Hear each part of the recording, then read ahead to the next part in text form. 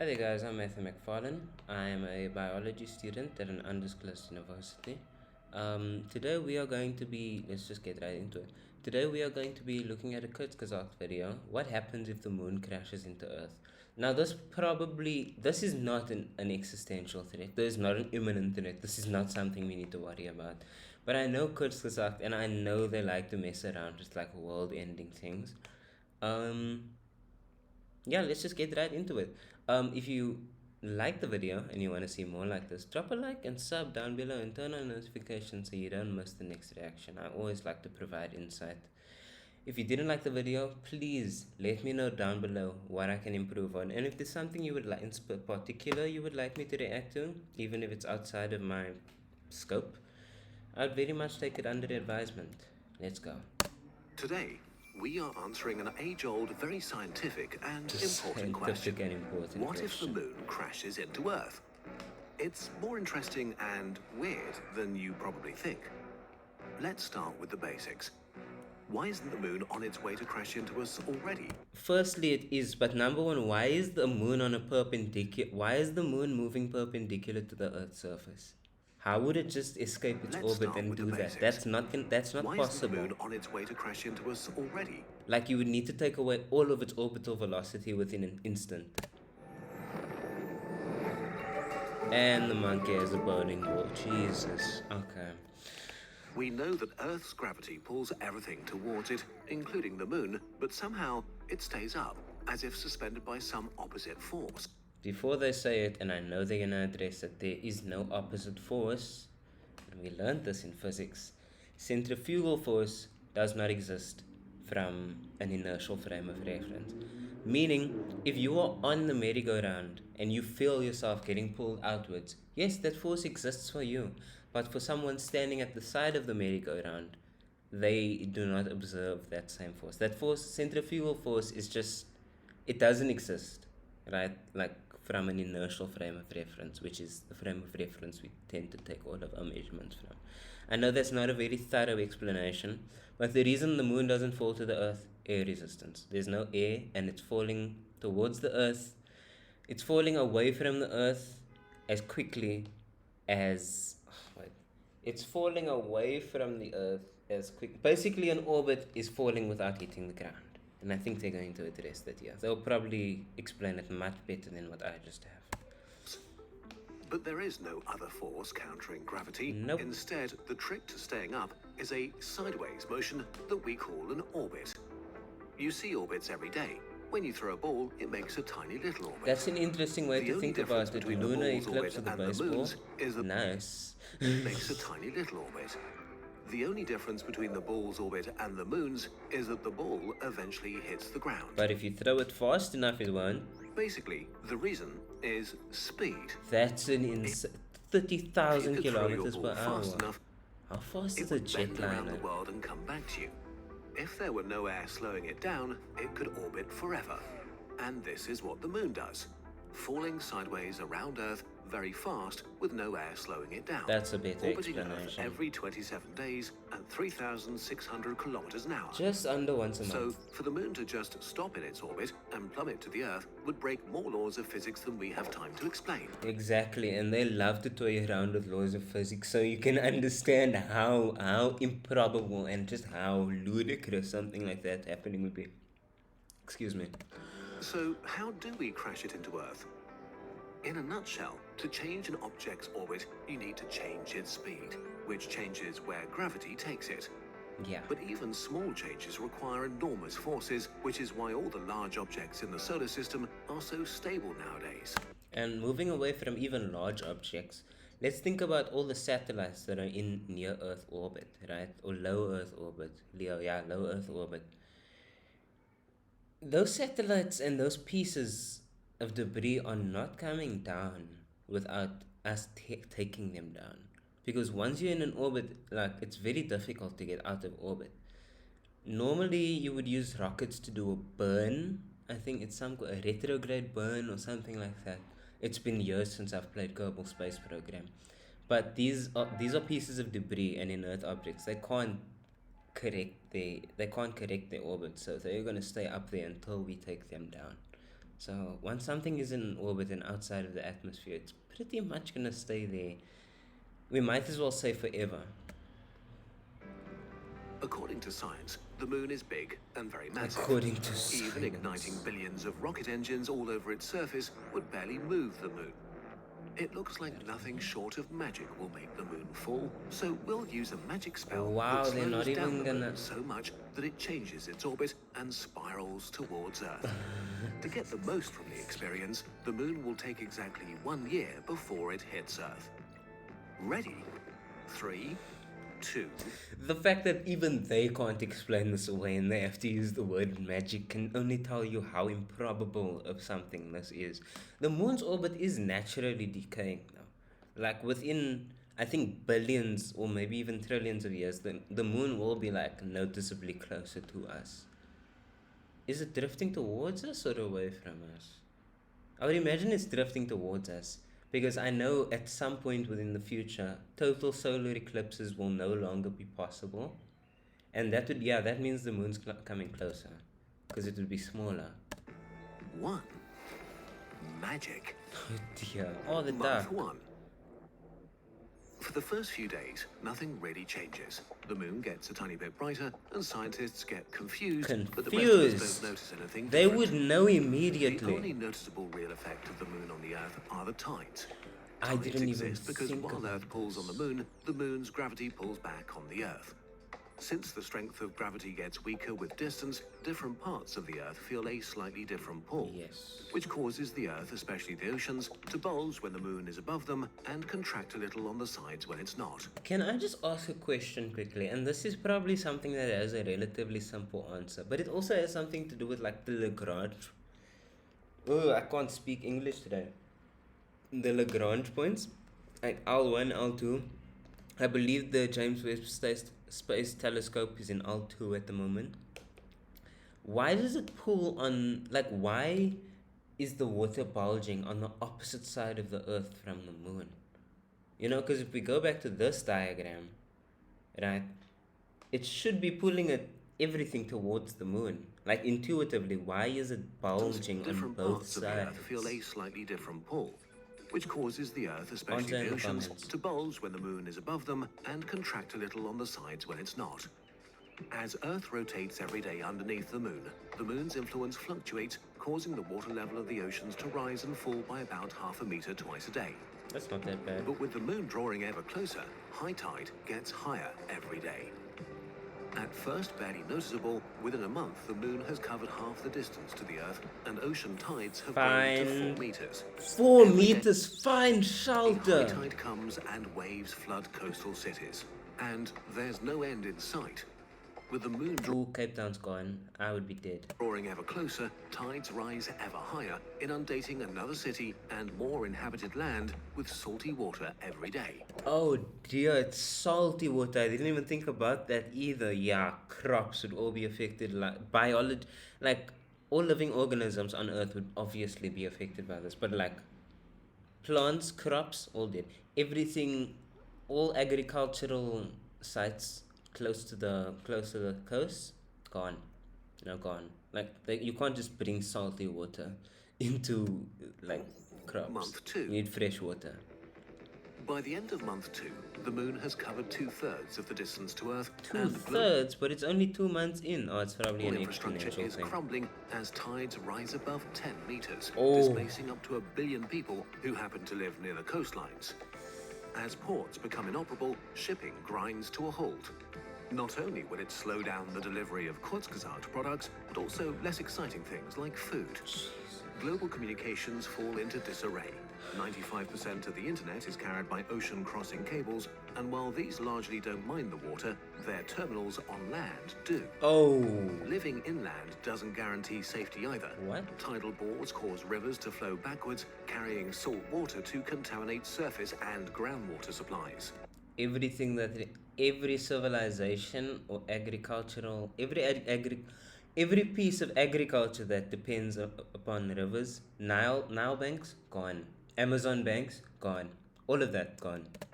Gas shortages follow as all refineries near the coast are abandoned. Yes. Countries are left with the I supplies mean, not yes. But I mean, like, we can't just, cut off oil and gas and coal immediately. We kind of need, goodness me, please excuse me. We need to kind of, slowly. We can't just, like, if all coal, gas, and oil powered things were to just stop, that would billions of people would die. We need to gradually change. As much as I hate to say it, because I would love for all of that stuff to be gone within a day, but it's not realistic. As they had on their shelves, and strict rationing will begin. In the cities, chaos reigns. Was the toilet paper a subtle nod to COVID? Shelves. Is that a subtle nod to COVID? And strict rationing will I begin. see you, Kurzgesagt. In the cities, chaos reigns during the scavenging hours of low tide, while survivors take refuge in high rises when the water returns. Survivors and billionaires.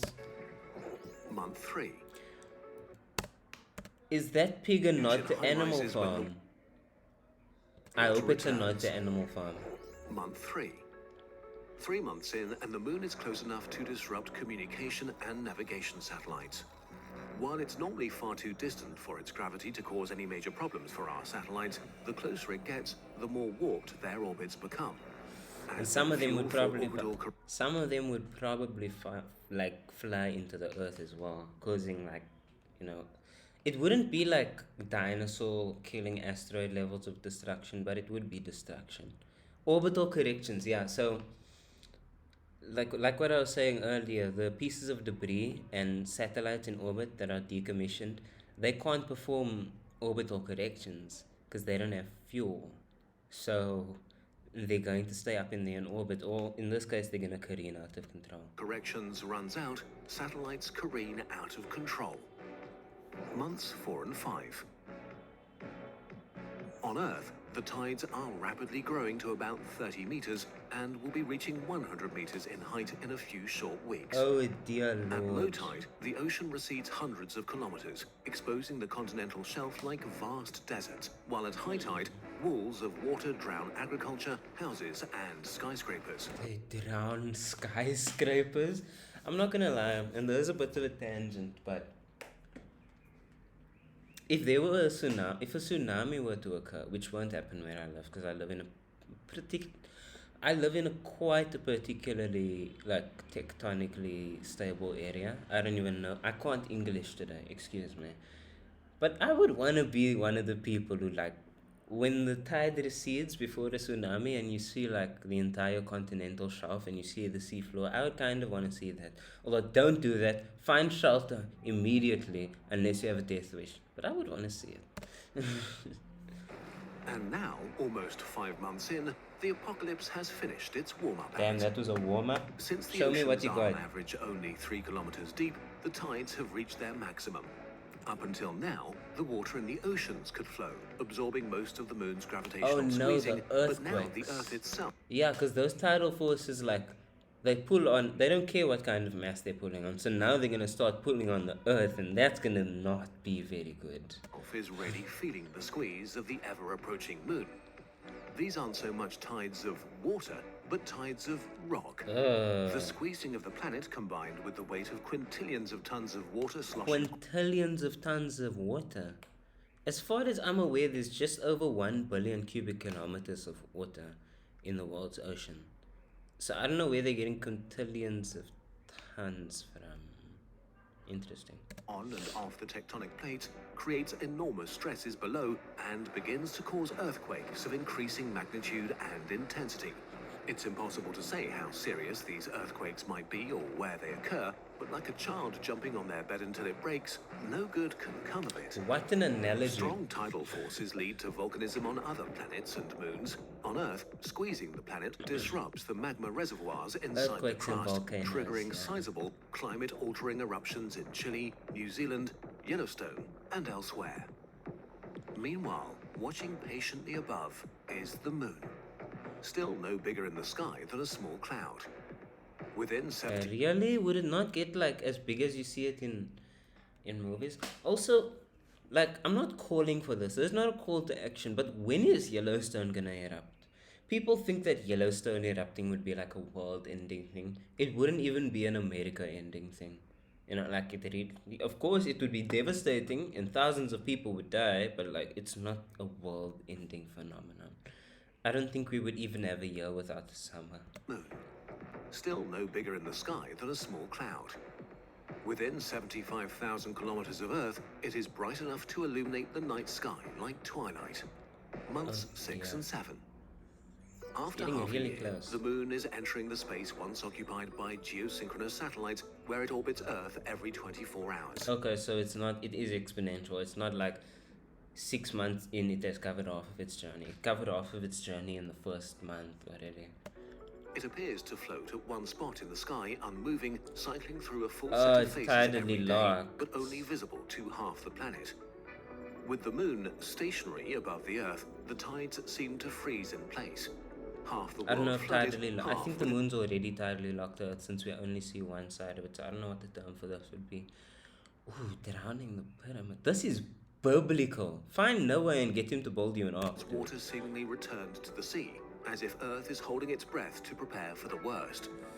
As Ooh, the Mother Moon Earth. sinks further, you might wonder if its gravity would overpower Earth's, pulling you up and ending your misery. Fortunately not. With that, The Earth's surface gravity is about 6 times stronger than the Moon's, so even if the Moon were hovering right on top of you, you would still stay on the ground. Poor On the Moon, bird. things are different though. The near side of the Moon is more strongly affected by Earth's gravity, so during the next few Earthquakes months, on it the starts to Moon? stretch forward towards the Earth into something of an egg, triggering deep moonquakes as the lunar rock flexes and Moonquakes. changes shape.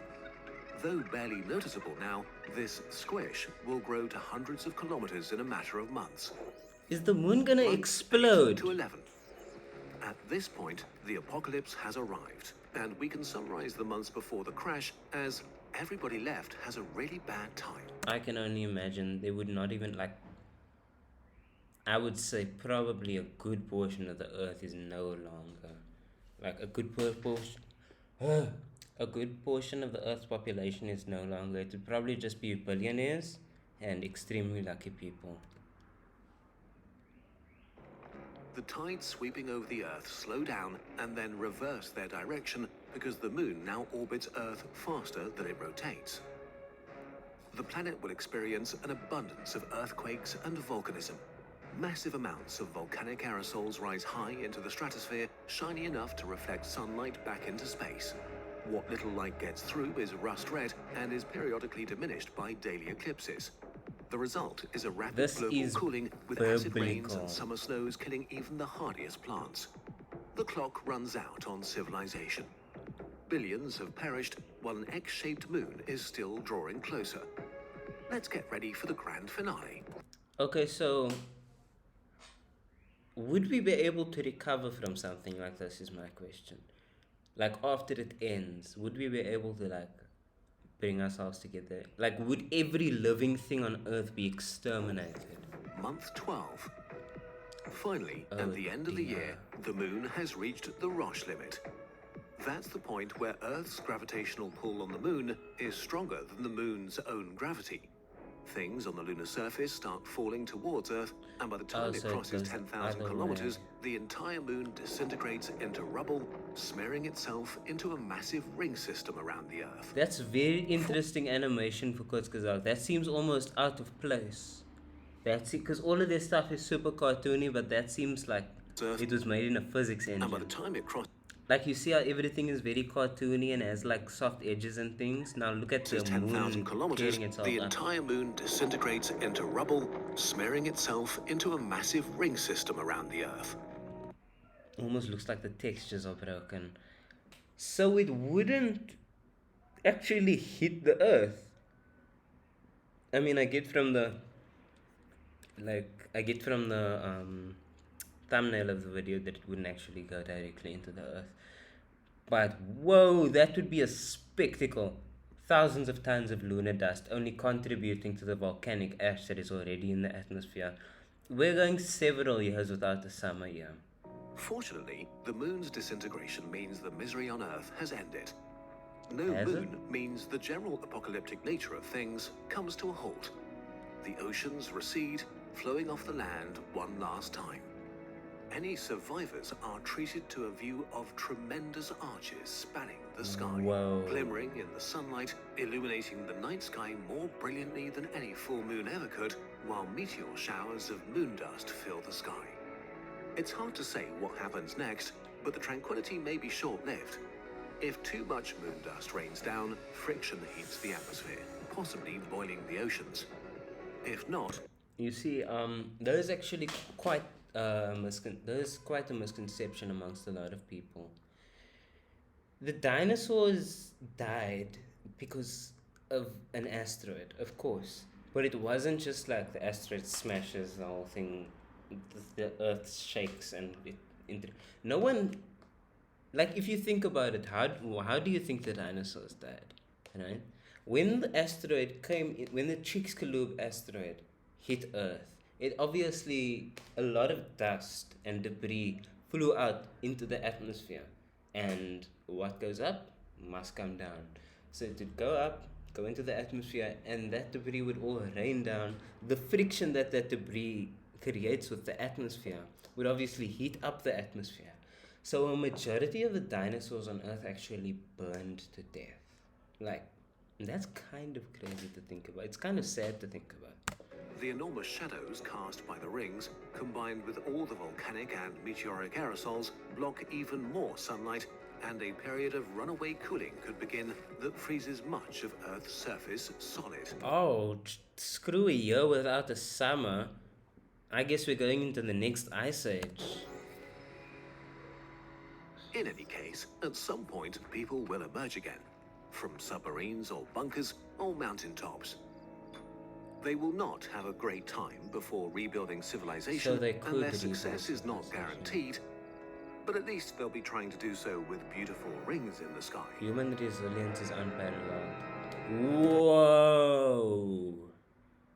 That is actually biblical. I know I'm saying that a lot, but whoa. Yeah, the Earth would never be the same again. Not never ever be the same again. There's not something we would forget. How Actually, we would, in thousands of years of time, we would probably tell folklore about when we had the moon in the sky and there were no rings. You know, and there'd probably be people who deny it, like flat earthers or some bullshit. I'm not gonna get into that. do you calculate that sort of thing? Well, you just need a bit of insanity and some maths. Brilliant. If you need to brush up on the latter, Brilliant. our friends from Brilliant have a It's always brilliant. Anyways, guys, I hope I provided sufficient insight on this video. If there was something I missed, please let me know down in the comments. I'm always looking to improve. If you like this video, please drop a thumbs up and subscribe and turn on notifications so you don't miss the next one. Thank you, guys. I'll see you in the next one. Deuces.